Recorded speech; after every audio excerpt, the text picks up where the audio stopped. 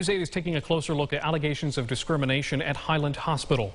Two local transgender men say they were mistreated by staff members. Allie Peters joins us live in studio with their story and the hospital's response. Allie. Yeah, Jack, Trey Lowry and Corey Smith are two transgender men who live in Rochester, and they both say they were discriminated against at Highland Hospital, but years apart from one another. Tonight, they're hoping their stories bring attention to the importance of hospitals providing safe care for transgender or non-conforming individuals.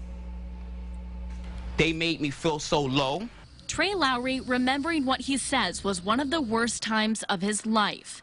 He's a transgender man, but while at Highland Hospital for a surgery this year, he said staff didn't treat him as such. It literally made me feel, it took my pride and everything away from me.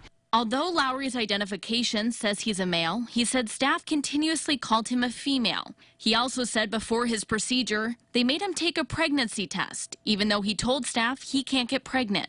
Why do I have to take a pregnancy test when I am a male? She stated, oh, well, you know, because you are a female, basically you have to go in and do this. Highland Hospital saying in a statement that many national organizations recommend screening for pregnancy as part of a pre-anesthetic evaluation. These recommendations include transgender and gender diverse individuals as they have reproductive organs.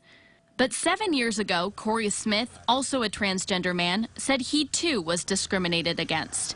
He said staff made him wear a wristband that said female. I'm supposed to be somewhere I'm coming to be safe, and instead I feel like a target. Smith, who was there for an emergency surgery, said his doctor told him he didn't want to help him become a man. He refused to do the surgery. He said, I'm not going to help you transition. I'm not going to help you become a man. Smith ended up getting surgery, but afterwards filed a discrimination lawsuit against the hospital, which got dismissed. In a statement, Highland said in part they believe Mr. Smith received appropriate medical treatment. But they also said Smith's input helped them in their efforts to make systems at the hospital more sensitive to the needs of transgender patients. Today, Lowry, Smith, and their families hoping their stories encourage hospitals to take a look at their care for all individuals. But my son does have a chance to be himself, to stand up right for the gay community and transgender. Because in today's world, you are a human being, and everyone needs that respect. Highland Hospital says they have been taking specific steps in the last 5 years to support transgender patients, including removing gender from patients' wristbands and identification stickers, implementing practices for staff members to assist patients who want to update gender, name, and pronouns on their medical records, and converting public restrooms to all gender.